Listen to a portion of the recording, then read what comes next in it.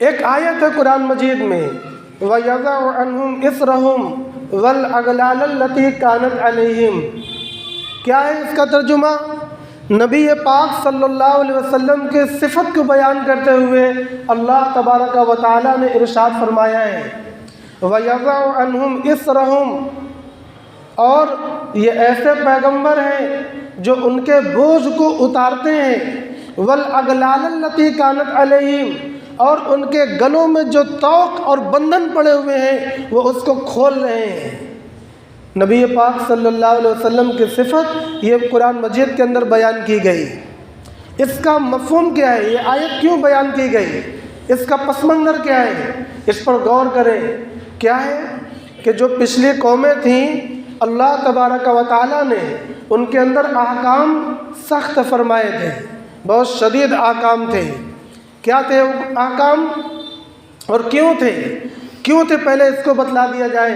کیونکہ جو پچھلے قومیں تھیں وہ بہت متشدد تھیں، تمرد تھا، سرکشی تھی اور بڑے ظالم و جابر تھے، اس لیے اللہ تبارک و تعالیٰ نے ان پر احکام بھی انہی کے حساب سے نازل فرمائے۔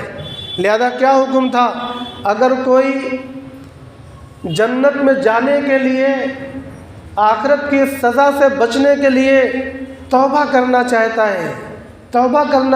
ہے تو توبہ کرنے کا طریقہ یہ تھا کہ اس کو اپنی جان گنوانا پڑے گا۔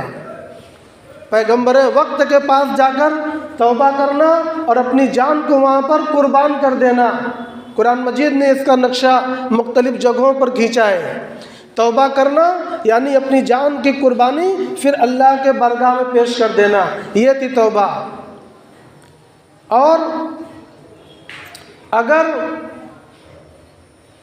بدن میں کہیں نجاست لگ جائے تو پانی سے دھل کر نجاست صاف نہیں ہو سکتی تھی، بلکہ اس کو کھنچنا اور چمڑی کو چھیل دینا۔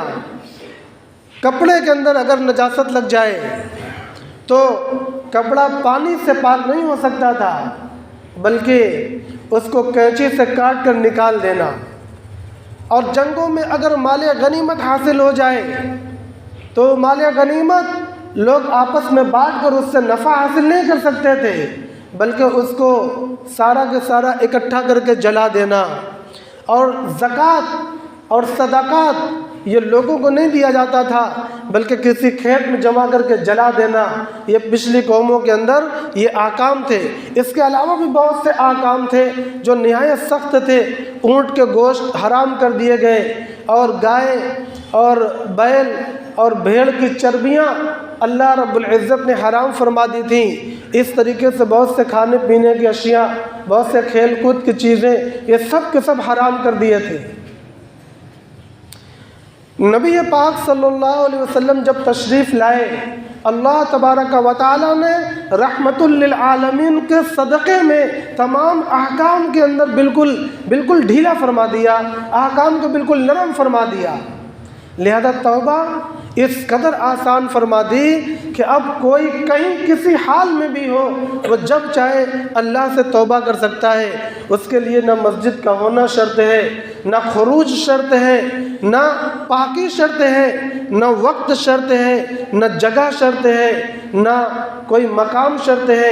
آدمی جہاں ہو، جیسا ہو، جس حال میں ہو، وہ اللہ تبارک و تعالیٰ سے وہ توبہ کر سکتا ہے۔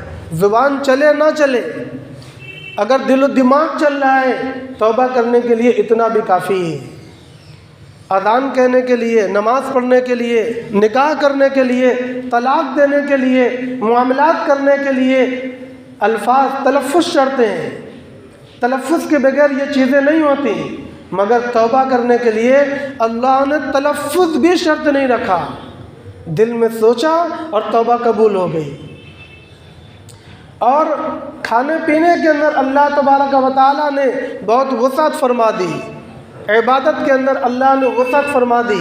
پہلے مسجدوں کے علاوہ، عبادت گاہوں کے علاوہ کہیں اور عبادت نہیں ہو سکتی تھی۔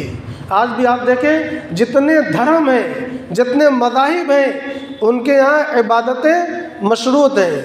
عبادت گاہوں کے اندر عبادتیں ہو سکتی ہیں، ویسے نہیں ہو سکتی۔ اللہ تبارک و تعالیٰ نے نبی پاک صلی اللہ علیہ وسلم کے صدقے میں مسلمانوں کے لیے، اسلام لانے والوں کے لیے راستہ بالکل ہموار کر دیا۔ کعبہ سامنے نہیں ہے، قبلہ سامنے نہیں ہے، مسجد بھی نہیں ہے، مکان بھی نہیں ہے، کھلا میدان ہو یا چلتے ہوئے ٹرین ہو یا ہوائی جہاز ہو، کہیں پر بھی آپ اپنے رب کو یاد کر سکتے ہیں اور اپنے فرض کو ادا فرما سکتے ہیں۔ بے پناہ احکام کے اندر اللہ تبارک و تعالیٰ نے نرمی فرما دی۔